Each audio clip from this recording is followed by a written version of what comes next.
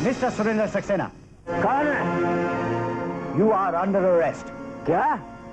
अरे तुम्हारी हिम्मत कैसे है अंदर आने की? हफ्ता नहीं पहुंचा तो बेडरूम तक आ घुसे? Shut up! पकड़ लो इसे। यहाँ के नया हवलदार कौन है? कौन है यहाँ का इंस्पेक्टर? जल्दी बताओ नहीं तो गाड़ी छूट जाएगी। इंस्पेक्टर आए, तुम दरोगा हो? अरे तुम तो कोई औरत दिखती हो। ठीक से पहचानो मिस्टर दरिंदे, मेरा नाम सुनीता है।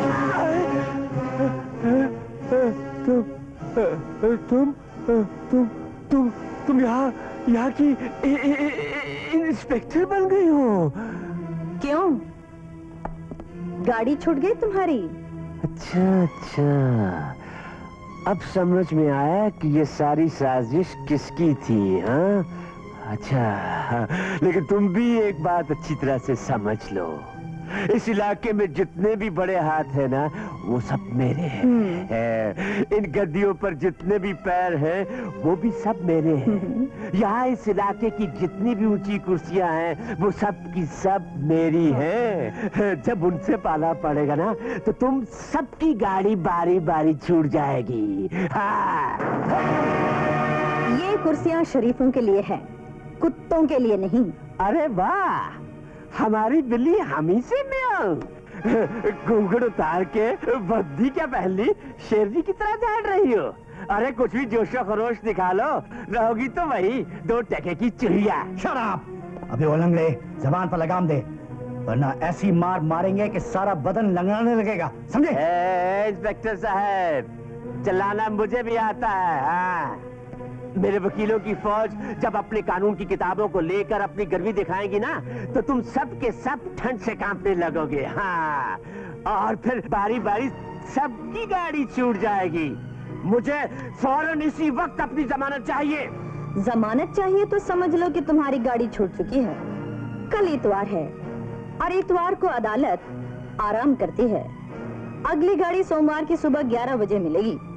तब तक आप वेटिंग रूम में आराम कीजिए। हवलदार, बंद कर दो इसे।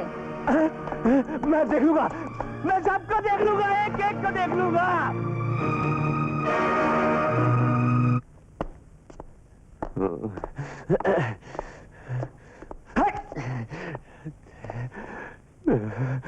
छुड़वा दूंगा, एक एक की गाड़ी छुड़वा दूंगा।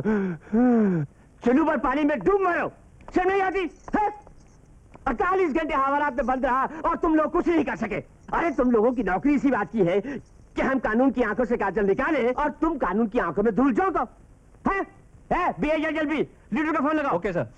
बिट्टू, प्रेम, फौरन जाकर कसिनो का माल इधर उधर कर दो। हैं? साहब फोन लग गया। हाँ, आता हूँ। Hello leader. हाँ जय हिंद। अरे यार क्या बताएं, क्या हाल है? अरे प्यारे, तुम तो हमें भूल ही गए और ये भी भूल गए कि हमारे ही नोटों और हमारी ही वोटों से तुम्हें इतनी बड़ी टोपी पहनने को मिली थी। हाँ, वरना तुम्हारी गाड़ी छूट जाती। हाँ, अरे होना क्या है, बड़े अफसोस की बात है, तुम्हारे होते हुए ये सब कुछ हो जाए। हाँ, तुम ये करो, तुम जाकर सबसे बड़ी टोपी वाले को मिलो। हाँ, ये छोटी छोटी टोपियां हमें बहुत परेशान कर रही हैं। इन छोटी छोटी खोपड़ियों की टोपियां उतरवा करना, इनके सर पर 2-4 चबा लगवा दो। हाँ, अरे फिक्र मत करो यार, तुम्हारी किस्त तुम्हें बिल्कुल वक्त में मिल जाएगी। हाँ, अच्छा Jain, Will you please explain, inspector? क्या ये सच है कि तुमने एक शरीफ आदमी को बिला वजह बंद कर रखा था? सुबह से मुझे फोन आ रहे हैं, ट्रंक कॉल्स आ रहे हैं। Why don't you understand? आखिर मुझे भी जवाब देना पड़ता है। मैं समझ गई सर, उस पापी की धमकियां सही थी, लेकिन मैं आपसे एक बात साफ कह देना चाहती हूँ, मुझ पर किसी तरह का कोई दबाव काम नहीं करेगा।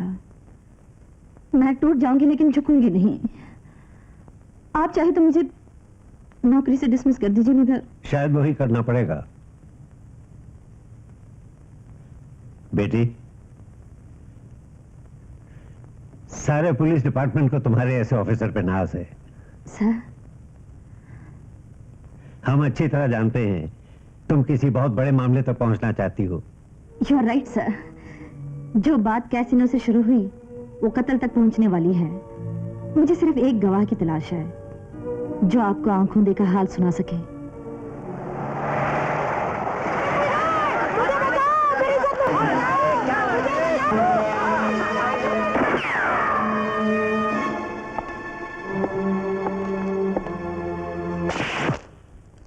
आओ उठो बहन। बहन नहीं, क्या? तुम्हारी मौत।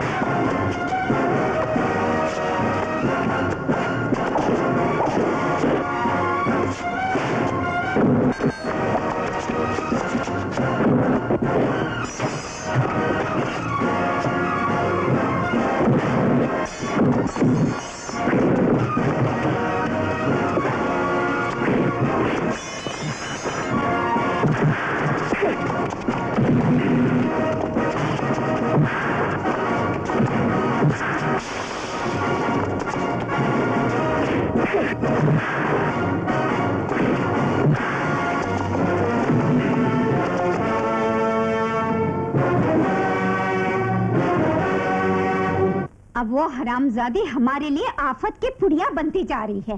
सारे शहर में हमारी थू-थू हो रही है। मुझ पर तो पहले ही थूक चुकी है। तो फिर अब क्या किया जाए? मैं जाती हूँ झाड़ू लेकर थाने और वही मार मार के बहू रानी को गति रानी बना देती हूँ। ऐसी गलती मत करना मम्मी। अब वो तुम्हारी बहू रानी नहीं, वो तो मुझे कब का तलाक दे चुकी है। अरे बेटा इतना तो याद कर। हाँ, अरे वो तो मेरी परछाई से भी डरती थी। मम्मी, अब उसकी परछाई में साड़ी काम और वर्दी ज्यादा दिखाई देती है। हाँ। एक आइडिया आया है, अब मैं उसे संभाल लूंगा।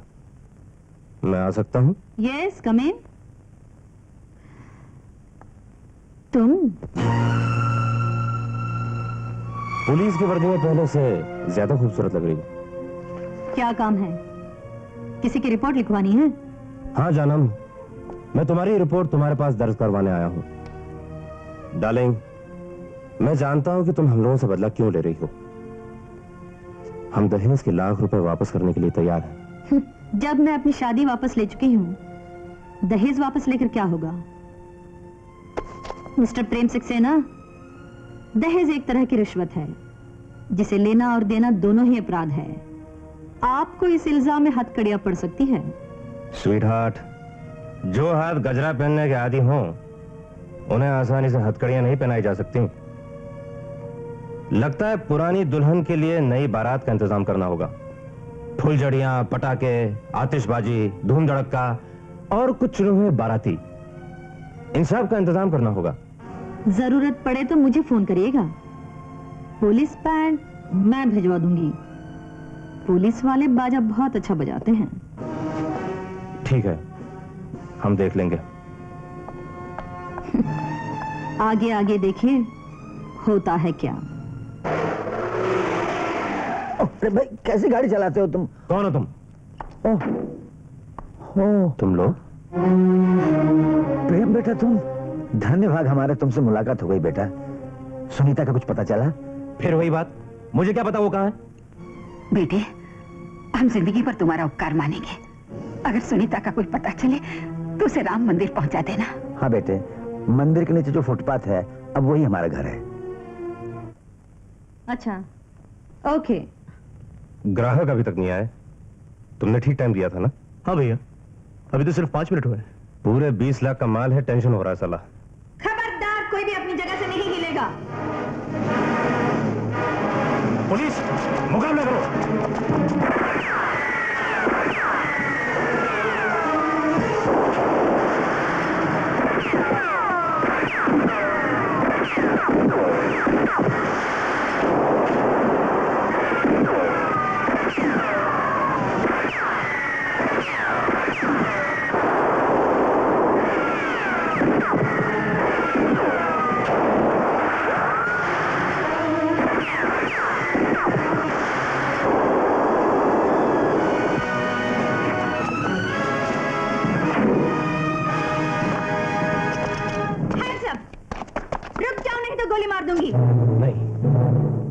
मैं जानता हूं तुम ऐसा नहीं कर सकती। आखिर मैं तुम्हारा पति रह चुका हूं। कभी तुमने मेरे साथ 7 फेरे भी लिए थे। नहीं सुनीता, तुम मेरा खून नहीं कर सकती।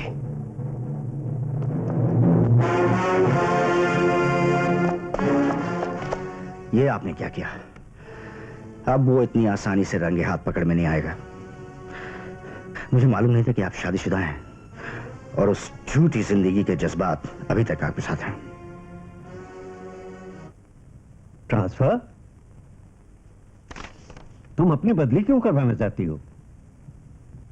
सर, शायद आपको नहीं मालूम, सक्सेना खानदान एक्चुअली पहले मेरी ससुराल थी।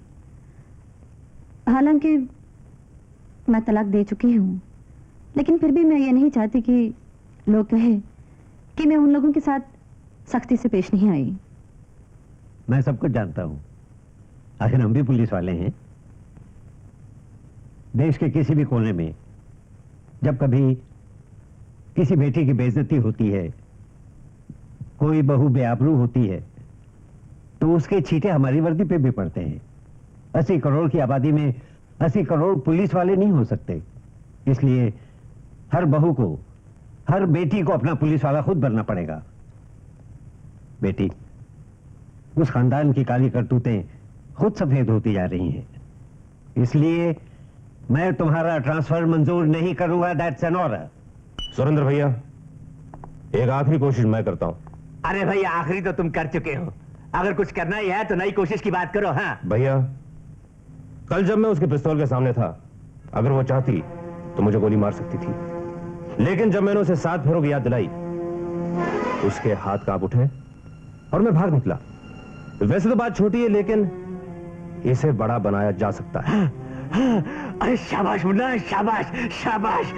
अगर तुम इस कपकपी को ठकठकी में बदल सको तो हमारे मुर्दा बदन में सनसनी आ सकती है। अच्छा, मेरी तरफ से 10 नहीं भैया, डन। मेम साहब, आपसे कोई साहब मिलने आए हैं। तुम यहाँ किस लिए आए हो? अकेले में 1-2 सवाल पूछने हैं। तुम्हारे पास सवाल भी है? पूछो। अगर तुम्हारे सवाल किसी लायक हुए तो उसका जवाब भी जरूर दिया जाएगा। सुनीता, तुम ये कैसे भूल सकती हो कि मैं तुम्हारा पति हूं? जो सिंदूर तुमने पहुंच दिया है वो सिंदूर में हो। जिसने तुम्हारे बदन के हर हिस्से पर प्यार की स्याही से दस्तखत किए हैं वो प्रेमी में हूं। तुम्हारा सिंदूर, तुम्हारी स्याही दोनों ही बनावटी थे। उनके निशान तो तुमने उसी दिन मिटा दिए थे जिस दिन तुमने अपनी पत्नी को उस बड़े दरिंदे को सौंपना चाहा था।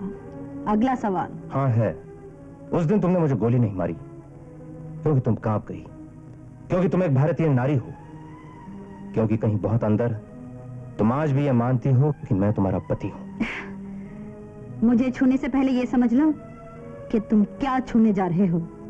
समझता हूं, इसीलिए छूना चाहता हूं, लिपटना चाहता हूं, प्यार करना चाहता हूं। सुनीता, तुम ही मेरी सीता हो, तुम ही मेरी सरस्वती, तुम ही मेरी लक्ष्मी। तुमने महाकाली और दुर्गा का नाम नहीं सुना क्या? मैं तुम्हें देख लूंगा। क्यों, पहले ठीक से नहीं देखा क्या? कोई बात नहीं, हवालात में देख लेना। क्योंकि कोई भी खूनी चाहे जिस हवा में हो, एक दिन जेल की हवा जरूर खाता है। तुम बकवास कर रही हो। खून? मैंने किसका खून किया? तुमने नहीं, उस बदजात ने जिसकी तुम औलाद हो। लेकिन इशारा तुम सबका था। उस बेगुनाह दुल्हन की पहली रात एक दिन तुम सबके लिए कयामत की रात बनकर आएगी। जिस दिन मुझे वो चश्मदीद गवाह लिली मिल जाएगी, उस दिन से तुम सब लोग अपने आखिरी दिन गिनना शुरू कर देना। Get out.